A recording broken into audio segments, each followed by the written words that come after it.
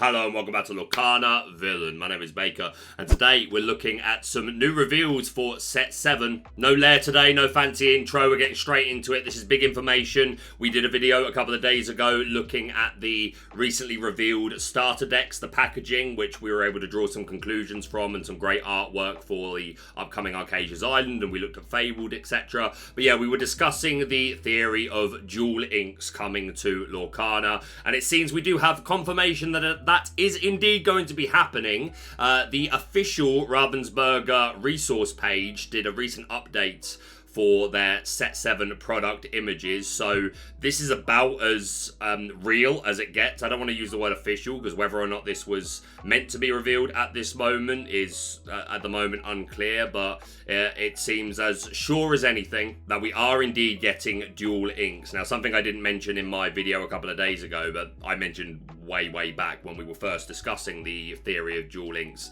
is that I feel like you will have to be playing both of those ink colors to play a card like this. So we see this Beast and Belle here. I imagine you can only play these if you're playing Ruby Sapphire, which does also put to shame a little bit the theory when I was talking in the video the other day and we were looking at the starter decks. I was saying, or maybe one's these two ink colors, like maybe the Jafar and the Iago is Amethyst Steel and the Jafar could be Steel Ruby or Ruby Amethyst. But then when I was editing that, I was like, that doesn't really make sense if I think that you have to be playing both those ink colors to use a card, one of these dual inks. But nonetheless, let's take a look at them. We already saw the art for the Beast and the Belle, but we now have some information. So starting off with Belle, Mechanic Extraordinaire, 9 cost, 7/7, quest for 3. She's a Floodborn Hero, Princess Inventor, Shift 7, and this is an example of them putting the bare minimum text on the card to show us how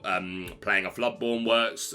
Usually they give a full description, although this isn't the first time something like this has happened. If you think back to the Mickey Mouse Musketeer, the Amber one, the one that I was fortunate enough to reveal, that had bodyguard and another keyword on there without the explanation, which was a first. So here we're seeing another example of that, just making room to fit all this other text on the card. But she is indeed a Floodborn, as we predicted, and she's got 2 abilities. First of all, salvage. For each item card in your discard, you pay 1 ink less to play this character using her shift ability. So only if you're shifting on top of another Belle can you take advantage of this salvage ability. And repurpose. Whenever this character quests, you may put up to 3 item cards from your discard on the bottom of your deck to gain 1 lore for each item card moved this way. By the way, a shout out to Mushu Report, who I'm using for this video, although this information is everywhere at the moment, but that's the news site that I'm going by for this information. And then yes, we have the Beast,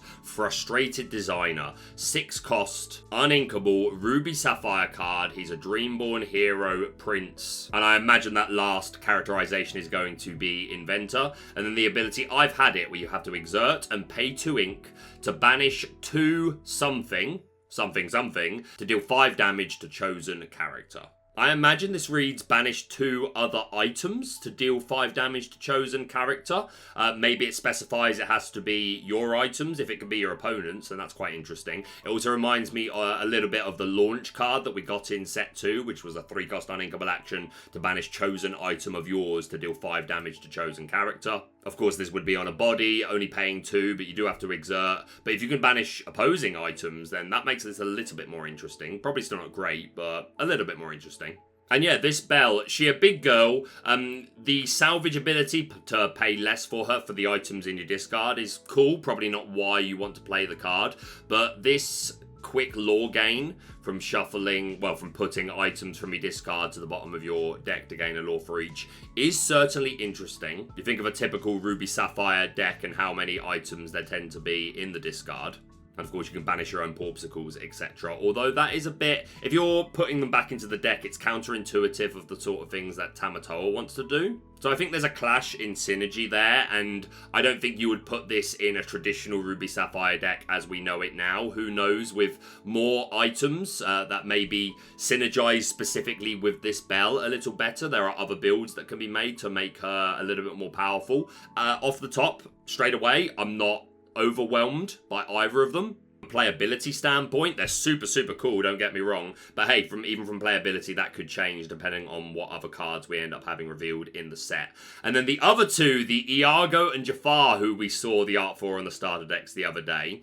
And we have a new characterization and a new keyword. So let's start off with Iago, Giant Spectral Parrot. Parrot. 4-cost Inkable, 4/6, quest for 1. He's a Dreamborn ally illusion. He's evasive and has the vanish keyword. When an opponent chooses this character for an action, banish them. Super interesting. A negative keyword. I think it's our first, really. I don't think there are any like bad keywords to have. I suppose reckless, you could argue, is a bad keyword, quote unquote. It's providing a negative as opposed to a buff to that character, and that seems to be the case here. But let's also look at the Jafar, or at least as much of it as we can. He's a 4-cost Inkable. We have no idea about the stats. Dreamborn Villain Sorcerer, and there might be another keyword there. And this is not done yet. During what I believe this says during an opponent's turn, whenever one of your Illuge banished, you may return that. So I think this reads, during an opponent's turn, whenever one of your illusion characters is banished, you may return that character to your hand. So this is the fun new toy for Arcasia's Island, and I imagine Reign of Jafar as well.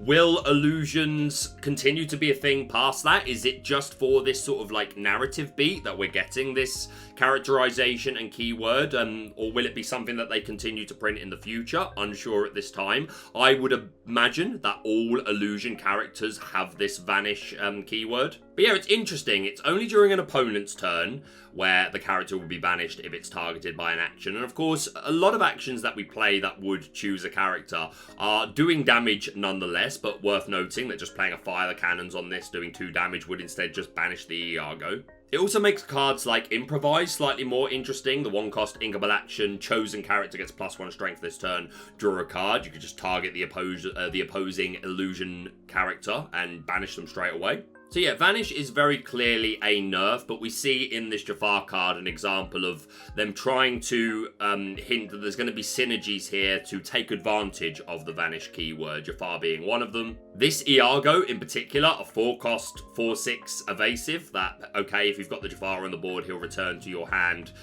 however is banished. It doesn't need to be via the Vanish keyword, worth noting. This Jafar, just from what we can assume, says whenever one of your illusion characters is banished, you may return that character to your hand. So like, it's very reminiscent of the Mickey Mouse Wayward Sorcerer. But yeah, just from these two cards, as cool as they are, love Jafar and Iago, you know me, but this Iago does not seem good enough for me to say I need to start running this Jafar for meta reasons. We need to see a lot more illusion characters, their stats, their abilities, and more characters that synergize with them and give us reasons to play them.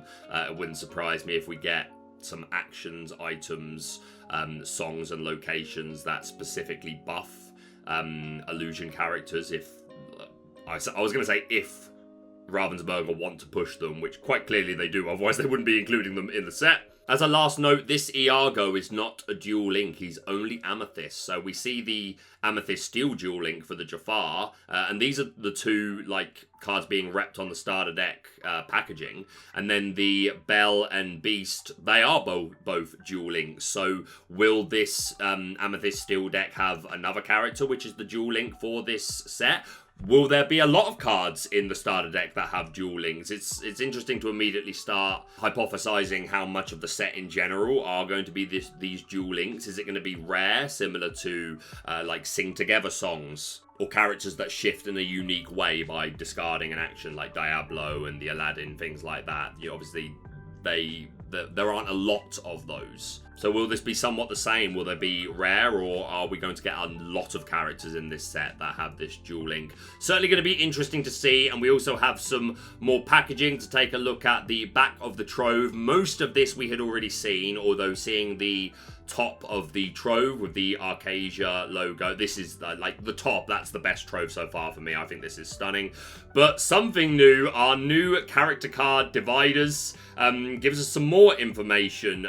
So first Firstly, we've got Pongo here, who was on that Arcasia Island artwork that we looked at the other day, who was already confirmed to be in this set. No huge surprises there. We're getting a new Queen, which is super, super cool. A new Pete, and he does look very, very dapper. A new Baymax in Sapphire. We've got a Steel Bianca. Love some Bianca. Rescuers, the Rescuers is such an underrated Disney franchise, man. I say, right, yeah, there's 2 of them. That's enough, right? But then, the most important of all, we already talked about it. He is on the marketing art for Arcasia's Island. Mushu chilling on Mulan's shoulder. And here is even more confirmation that our boy is coming to the game, represented on a character card here. And that art looks absolutely stunning.